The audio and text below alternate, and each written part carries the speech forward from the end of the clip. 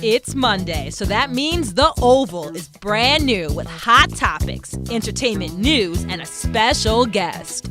With a table of diverse, young SUNY Oneonta students, The Oval always brings you controversial perspectives. Get ready to hear Oval opinions from our hosts, Marleny Ramirez, Terrell Rose, Sean Miller, Bhanu Gaur, Ruth Benitez, and Asia Garris. Good evening and welcome to The Oval tonight. We will be talking about several hot topics. We'll touch upon the March for Our Lives, Stormy Daniels and her alleged affair with Donald Trump, and the Facebook boycott that has been sparked by following the Cambridge Analytica Scandal. Later tonight, we will also have musician Denny Burhan perform a few songs, and co-hosting tonight for the hot topics is SUNY Oneonta Women's and Gender Studies professor Jorge Estrada. Let's get right into it, guys. So first we will be talking about the March for Our Lives. What do you guys think about all this stuff that all these kids did? It's known to be it's supposedly one of the biggest movements, the biggest movement, youth movement since the Vietnam War. And apparently, the Washington, D.C., the biggest protest there was between 200,000 and 800,000 attendees, and through just about only half the marches around the country, they said that supposedly 1.2 million people went, more than like 1.2 million people. So that's how many people marched for gun reform recently. It's amazing. And it's monumental, really, because we were able to, for a while it was like, they said, well, this is happening March 24th, and this is when we'll talk about it. And so it was a long wait for a while, but then you actually had it, and it was so, I think I already said powerful, and kind of this wonderful whole big thing that happened, and I'm so proud of everybody who kind of participated and made their voices heard about this. Proud of Gen Z. Yeah, and like a lot of the, you guys said something about how it was only kids that talked. There were no adults, right? It was just the high school kids from the Parkland school, like Emma Gonzalez. You said Edba? David Hogg. David Hogg, there you go. Yeah. She seemed like she's been the biggest, biggest leader of the movement, though. Yeah. And not just them, but also a slew of other, little activists and other peoples, including Yolanda Renee King, the granddaughter of Martin Luther King Jr., who also gave this fantastic speech for someone who was only 9 years old. She gave this great speech and led everybody in a chant. And one of her, taglines was, "I have a dream that enough is enough," and that was that is something so iconic. It's iconic. Yeah. It's so you hear that and you're like, oh my God, this is really happening. And it's also important to talk about how these kids acknowledge the privilege that they have compared to all these other kids from Chicago, and they live in a privileged area, and they're like, you know what, we acknowledge this and we know it, and we want to also help the kids who are not in the same position we are and didn't get as much attention as we are getting. This is a great thing. I remember the 90s when I was a kid, back a long time ago. We didn't have anything like this. I mean, we were not politically active. And I really admire these young people, especially Emma Gonzalez. I mean, and adults. What is shameful is that adults are trying to silence her. Yeah. So this is wonderful what's going on. It's definitely different. Yeah, a lot of families have also, I think it's conservative families of one of the kids whose last name is Pollock. I think his sister, Meadow Pollock, died.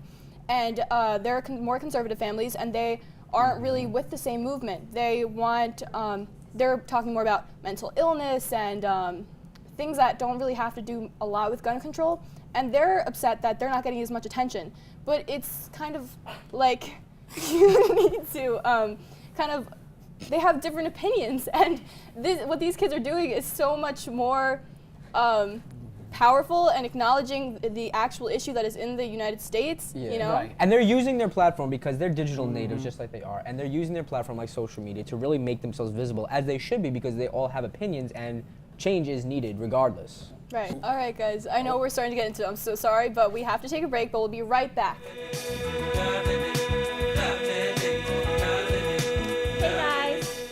Brooke from the Oval Green Room. Today we have Denny Agassi. Hello. Welcome. Thanks for having me. Denny is a double major in mass communications and theater and a minor in women gender studies. Yes, that's right.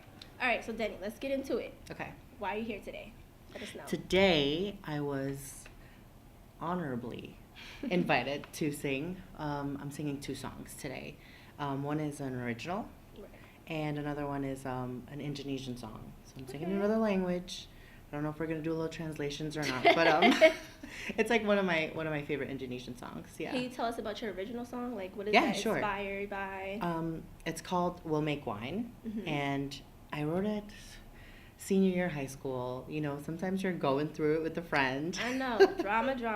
And it was just like this instant where like we kind of needed distance, and I don't know, like I'm that person who like needs to artistically like exude something to like make sense of whatever anxieties or feelings that I have. So I wrote this song, "We'll Make Wine," in that, you know, when you take a break from someone, like wine, you know, it takes time for it to get sweeter. Yeah. So like, you know, we'll come back to it.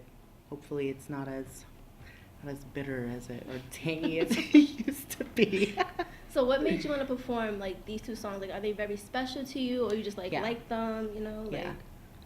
I think these two songs are just like most representative of who I am. I feel like, yeah. And what the second song? Can you tell us about that one? Yeah, it's called Cobalah Mengerti, and I think Ooh. it's either by Momo or Peter Pan. I'm not sure. It's like they both came out at the same time with like two different covers. It's a mess, okay, but it means try to understand, and it's a beautiful song. I'm excited to play it for you today. Yes, we are very excited, but we have to take a break. Stay tuned for Denny and me.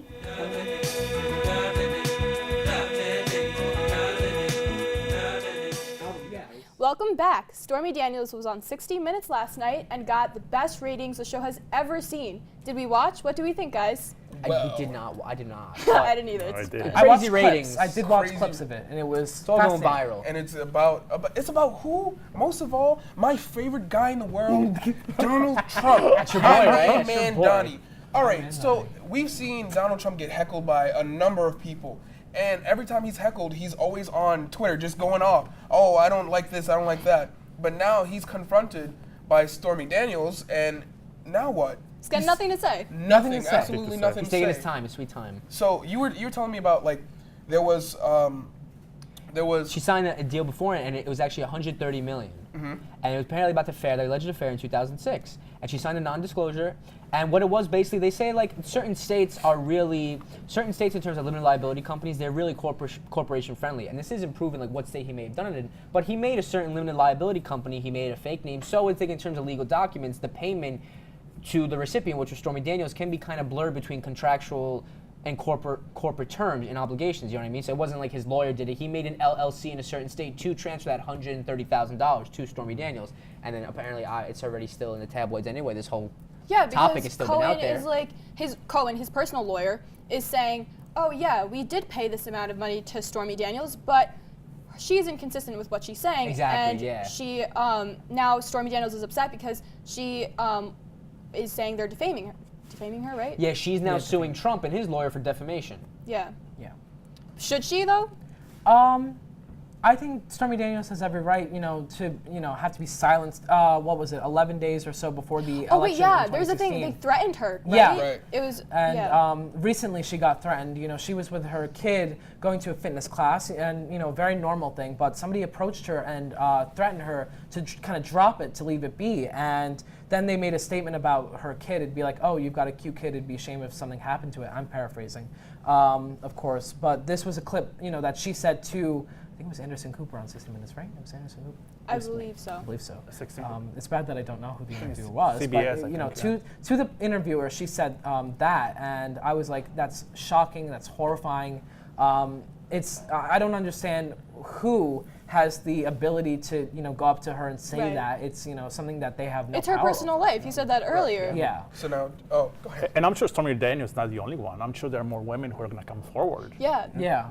There are plenty of women who came forward right before the elections, and they were completely ignored. They weren't even believed, and Donald Trump did say And that. Trump kept on the streak. He even said, like we mentioned before, you brought up, it's how like he said before the election, like, oh, I could stand on Fifth Avenue and shoot somebody and I'll still get elected. And look, he still got elected. No Yeah. one seems to care about.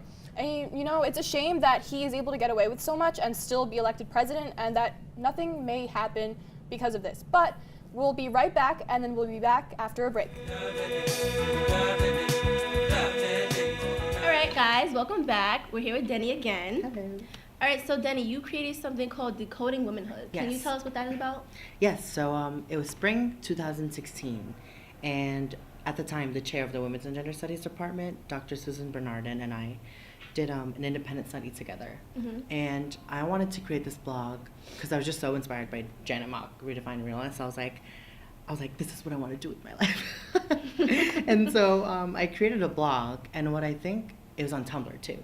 And what I think that's so unique about a blog as compared to like a book or something is that with these books, you have like authors talking about their lives 20 years ago, whereas a blog is more real time. And so even if I put a little hashtag and someone across the globe sees it, it's to me it still feels more intimate and proximate, just because like it's instant, you know, with the hashtag.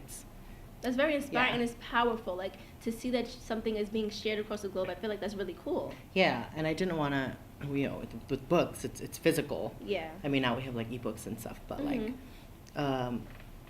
just as people who grew up with the internet, you know, and the internet being so vital to my foundation as a person, just in general, I figured why not give that back and have my blog be on the internet. Now, how often do you say you would post? Honestly, because it's just my own blog, like whenever I want to. Yeah. My most recent extensive piece was on Janet Mock's Surpassing Certainty book. She sent me a personal copy, which is so sweet. And then I know, and she had me do a review, and so I posted on my blog, and she shared it. She loved it. She put a little fire emoji. Okay, guys, so we're gonna take a quick break. We'll be right back. Stay tuned. We're back and ready to talk about the Facebook boycott. So basically, a couple of brands and a couple of people have decided to stop using Facebook, deleted their accounts, and it's all because of the Britannica Analytica scandal that came Cambridge Analytica, yeah. Cambridge. It was between like they're facing charges on both sides of the pond, the Atlantic, because like they're a UK company and it violates both certain election laws in the US and also just different contractual laws in the UK. Right. Because they basically hijacked 50 million private users in order to expose that to use for certain psychographics. It was through psychographics so they could market to them certain political candidates and ideologies, which is probably the reason why Donald Trump became president. That in itself, right, it's unethical, unlawful. But how about when the times, like, I know there's multiple like apps and whatnot that you could either sign up regularly or you can sign up through Google or Facebook. And in those, there are terms and agreements. And personally, I don't know about you guys, I never read the terms and agreements. No one does. It's too much. Well, I like to make a night out of it.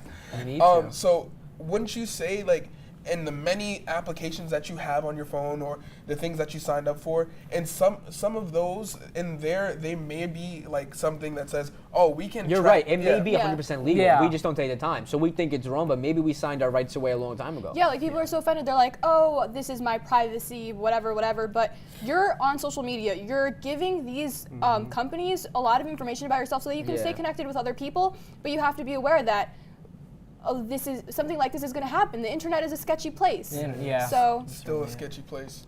I guess it was whether or not because they're talking about this all in question, the immorality, because of, you know, people have their own likes and hobbies on Facebook and it's very personalized to their profile, but I guess they were talking about how the companies really delved deep into it and they made it into a commodity, a business thing, when it's supposed to be just personal expression. do you guys think Mark Zuckerberg knew about this, even though he said previously, I believe, that he had no idea? Oh, I'm sure. Oh, he knew. he Yeah. did. I think it like, depends because you there's so know, many, it's, there's billions of users, and it was only 50 million profiles hacked. So like, maybe he knew, but not as much as he should have, and he uses that because then he could say like, oh, I had no idea. I had no idea. I was just a victim in this whole Maybe he was ploy. strictly Yeah. negligent, or maybe he wasn't. Maybe he really didn't know, because who knows?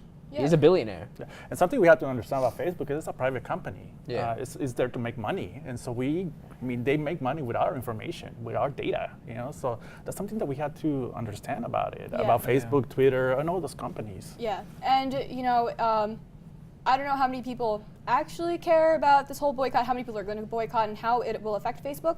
But right now, that's all time we have for that. And after the break, our entertainment host will be joining us, so stay with us. All right, guys, welcome back to The Oval. I'm Brooke, and we're back here with Denny.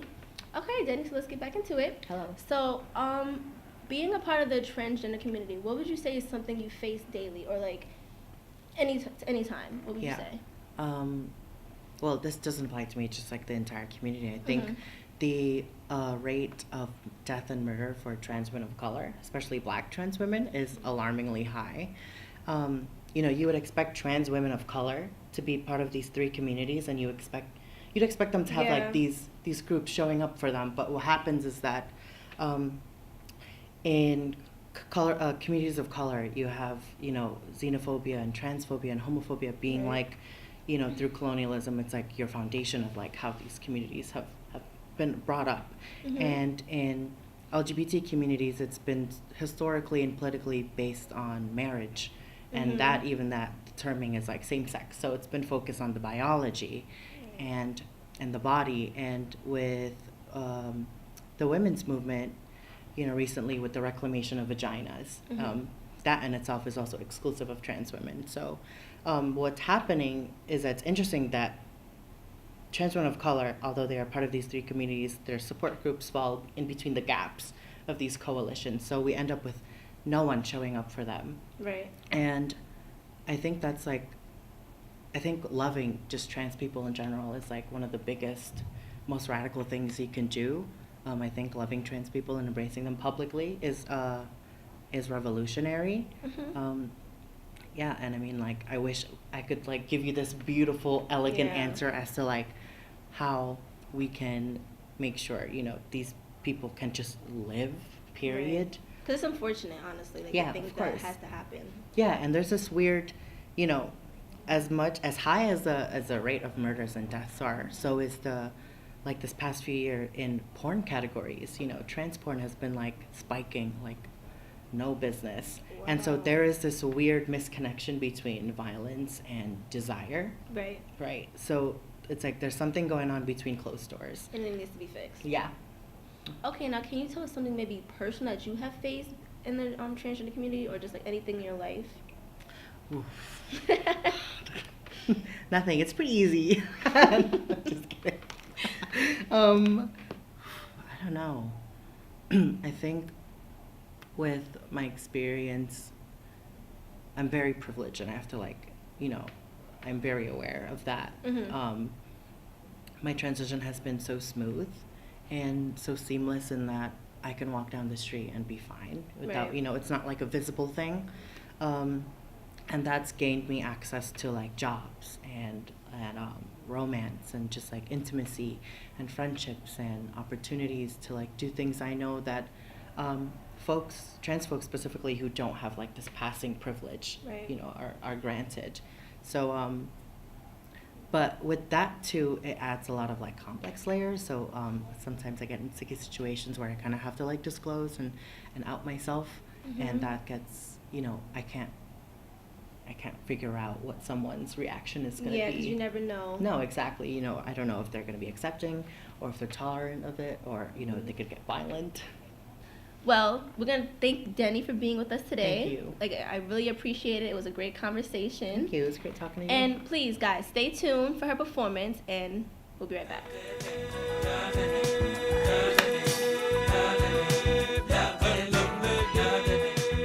Welcome back. We're here with our entertainment host, Asia, bringing us our Monday Tea special. Spill the tea, Asia. Okay, so you guys are not going to believe this. During her GQ interview, Tiffany Haddish, the comedian, claims that her first time meeting Beyonce, somebody actually bit Beyonce's face.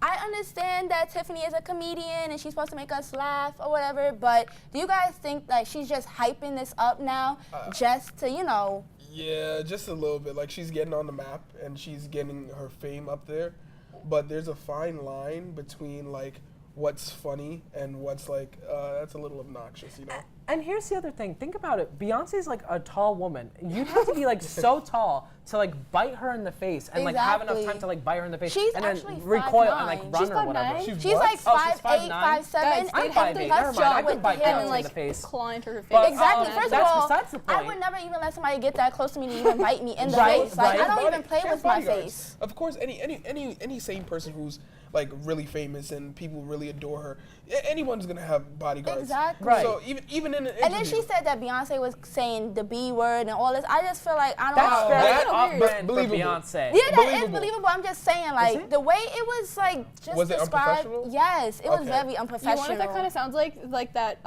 Demi Lovato poot thing? Yeah, That that kinda reminds me Lovato of that. thing. It's weird. It's like Demi Lovato kept like a twin of hers in the basement or whatever. Oh, okay, in the Village well, of the Sun. That's like a whole other On can of to worms. some better and hot topics. Wendy's over the weekend came Yo. out with an EP Yo. called, which is basically like a mixtape called We Beefin'. Yeah. And it's a diss album towards McDonald's, Burger King, and Wingstop. The album is about 5 songs, 11 Yeah. minutes. I only listened to one song just because I really cannot get with it. But I'm pretty sure you guys heard of it. But before, like, I just want to know, like, what are you? Team McDonald's, Team Burger King? Like, I'm Team Five Guys. I like Five Guys a lot. but that wasn't an option. But like that's not an option. Yeah, right but- now, I like McDonald's. Listen, their hash browns are so good. Hash browns are and now you know what close No, McDonald's to Dunkin' go Donuts to. hash browns are better. All right. Are you I'm sure, though? team get back in shape. That's what team I'm on. Yeah, I Yeah. can't be. Because Yeah. I McDonald's. don't even eat fast food like that, Yeah. nor do I eat red meat, so. If McDonald's had like a stick of celery for like $1, I'd get that. They probably They do. have They're like, hey, soft. give Well, me some listen, they have celery. soft drinks for $1. They can like pass out Oh, a stick yeah. of celery. But they have salads. They've got some healthier options now, you know. But about Yeah. this mixtape though, Exactly. The mixtape, yeah. the wordplay, like Wendy, she's on a rampage. She's Wendy's coming. going. Wendy's So they gotta snatching come some out with pounds. like BK gotta come out with the King's album. McDonald's gotta come out with the Mick album. Like, Heard you. McAlbum. yeah. You know Okay, what but I'm in Put other that in the Happy news, Meal. Apple is coming out with supposedly 13 new emojis, which is leaning towards people who have disabilities. So the emojis will consist of like a hearing aid, a person walking with a cane, somebody with a wheelchair, and just things of that nature. So I say that to say, like, do you guys think emoji, like Apple is doing way too much? Because it already takes me a long time to find a simple emoji. Like, No, I might have to disagree with you on that. I work with students who have disabilities, and we teach them that they are no different from regular people. And I feel like, in a way, we're just the same way that we can add like ramps to buildings and we can have Braille next to signs and doors. It's the same way that we can acclimate them to the World Wide Web. Because if they're not, if they feel at home out here, how are they gonna feel at home on the internet? Yeah. look at you. got some- Kind-hearted. I love it. Thank you, Asia, for that tea. After the break, Denny Burhan will be joining us and performing a few songs.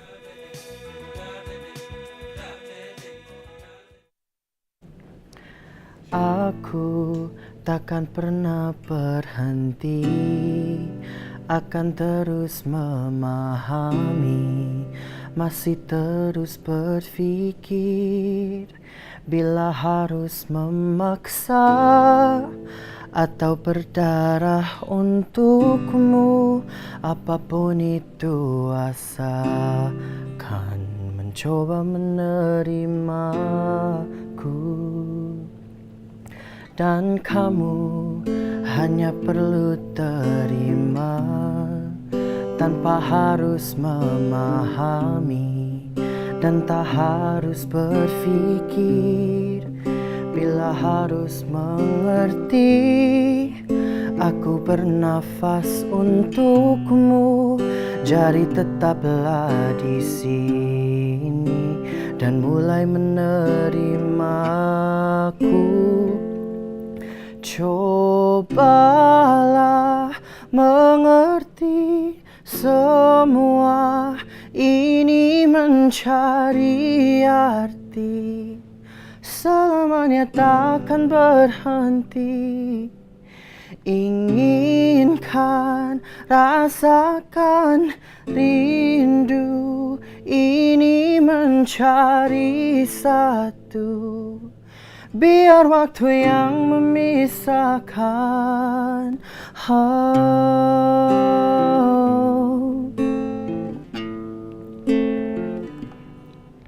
dan kamu hanya perlu terima tanpa harus memahami dan tak harus berpikir. Hanya perlu mengerti, Aku bernafas untukmu, jadi tetaplah di sini dan mulai menerimaku. Cobalah mengerti semua ini mencari arti, selamanya takkan berhenti. Inginkan, rasakan rindu ini mencari satu. Biar waktu yang memisahkan.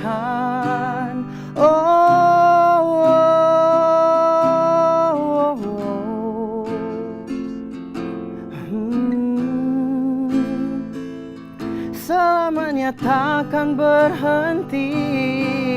Inginkan, rasakan rindu ini mencari satu. Biar waktu yang memisahkan.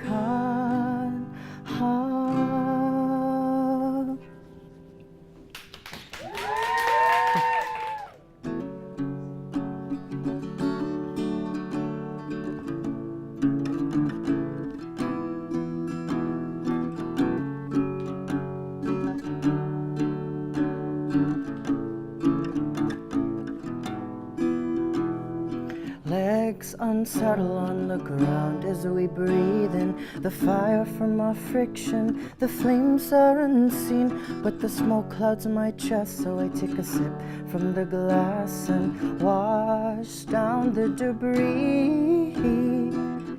I let it sit 'cause it's hard. Dionysus, will you give me your power in time and sugar for velvet lovers, burning perfectly, and we'll make wine, we'll make wine, we'll make wine, we'll make wine, and we'll make wine, we'll make wine, we'll make wine, we'll make wine, and we'll make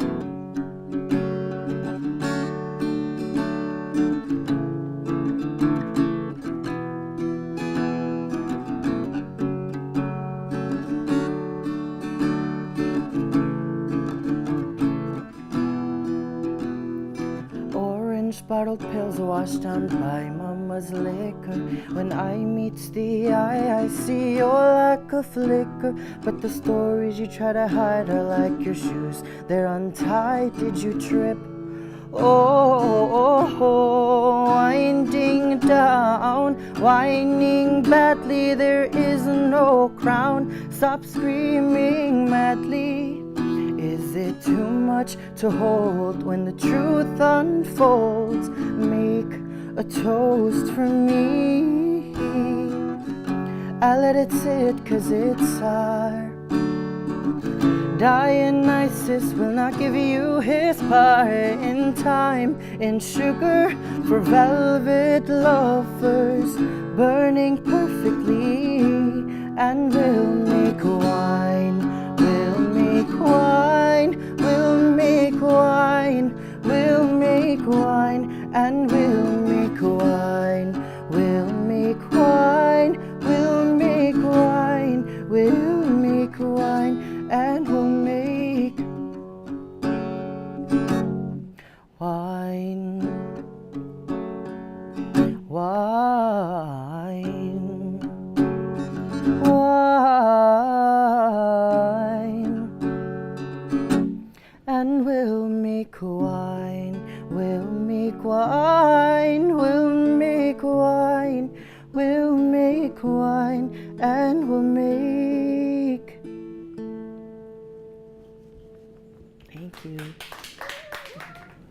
That is all the time we have tonight. I want to thank Denny for joining us tonight and for that wonderful performance. Make sure to follow and like us on Instagram, Twitter, and Facebook at The Oval TV, and make sure to come back next week.